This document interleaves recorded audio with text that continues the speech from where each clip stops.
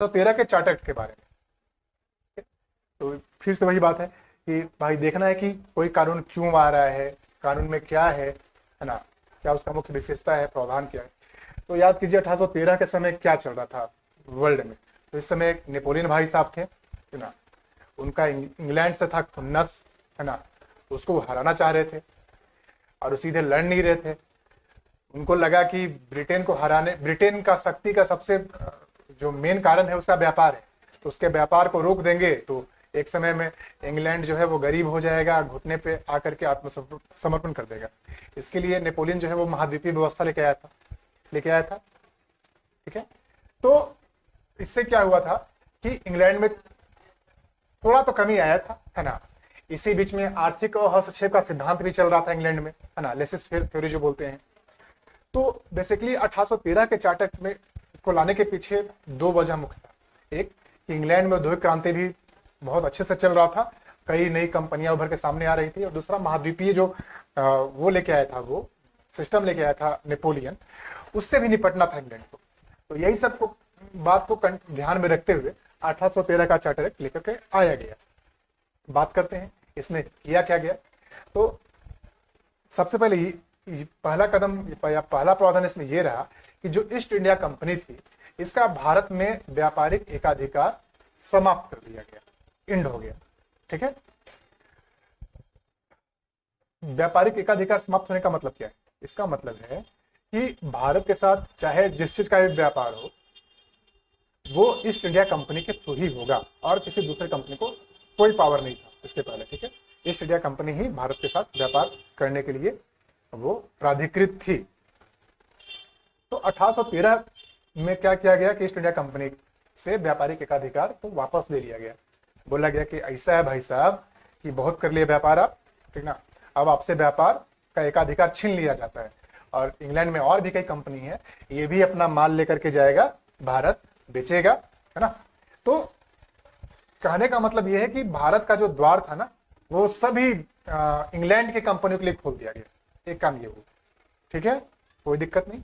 दूसरा काम कि ईस्ट इंडिया कंपनी का व्यापारिक एकाधिकार तो छीना गया, लेकिन फिर भी एक्सेप्शन के लिए चाय और चीन के साथ जो व्यापार था इसका, उस पर एकाधिकार बना रहने दिया गया कि चलो तुम इसका व्यापार कर लो। इस चाय का व्यापार जो है वो सिर्फ ईस्ट इंडिया कंपनी ही कर सकती है, और चीन वाला मामला भी तुम देखो। दो काम, मतलब दो चीज में इसको रिबेट दिया गया।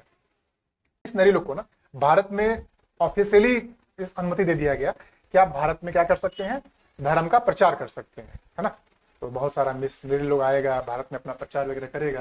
ठीक है, ये कुछ इसमें किया गया।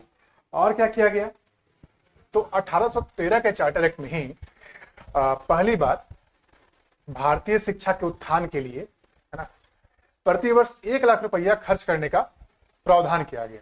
ठीक है, यहाँ ध्यान रखिएगा कि इनका उद्देश्य भारतीय शिक्षा का उत्थान करना कभी नहीं था। ठीक है, क्योंकि ईस्ट इंडिया कंपनी या ब्रिटिश सरकार का भारत में अपना हित था, अपना इंटरेस्ट था। उसको यहाँ लोकल कर्मचारी चाहिए था, स्टाफ चाहिए था, चीप या सस्ता श्रम बल चाहिए था, लेबरर चाहिए था। तो इसके लिए जरूरी था कि कोई एक ऐसा वर्ग हो जो इनके भाषा को समझता हो, है ना, और इनके प्रति वफादार रहे। तो इस कंटेक्स्ट को सोचते हुए जो है ना वो प्रावधान किया गया था। लेकिन हुआ क्या कि इस पे कोई ध्यान नहीं दिएगा काफी लंबे समय तक। अभी आप लोग आगे देखेंगे मैकाले वगैरह ना, तब देखेंगे। बस प्रावधान कर दिया गया था कि भारतीय शिक्षा के पुनरुत्थान के लिए 1 लाख रुपया प्रतिवर्ष खर्च किया जाएगा।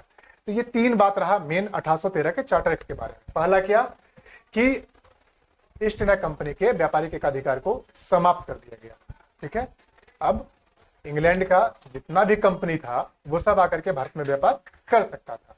एक बात हो गया।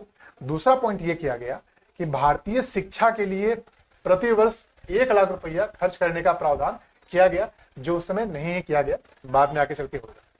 तीसरा बात ये हुआ इसमें कि जो ईसाई मिशनरी थे, है ना, उनको भारत में धर्म प्रचार करने का अनुमति दिया गया। ठीक है, ये तीन फैक्ट। ठीक है, अच्छा, 13 के चार्टर एक्ट के बारे में ये भी कहा जाता है कि पहला कानून था जिसमें ब्रिटिश जो सरकार है उसके संवैधानिक स्थिति को स्पष्ट करने का प्रयास किया गया, है ना, ये बात। चलिए, ये 3 पॉइंट था। और पॉइंट अलग से ये ध्यान रखिएगा कि इस समय जो गवर्नर जनरल था वो मिंटो था, है ना, ठीक है। और ब्रिटेन में प्रधानमंत्री क्या नाम था, उसका नाम था जेनकिंसन, है ना, ब्रिटिश प्रधानमंत्री जेनकिंसन था। और भारत में उस समय अपने मिंटो जी थे, और उस समय राजा जो थे वो जॉर्ज चतुर्थ बन चुके थे। खैर ये नहीं पूछेगा, बट ये 3 पॉइंट याद रखिएगा, है ना। एग्जाम में, पीटी में ये अक्सर सवाल पूछता है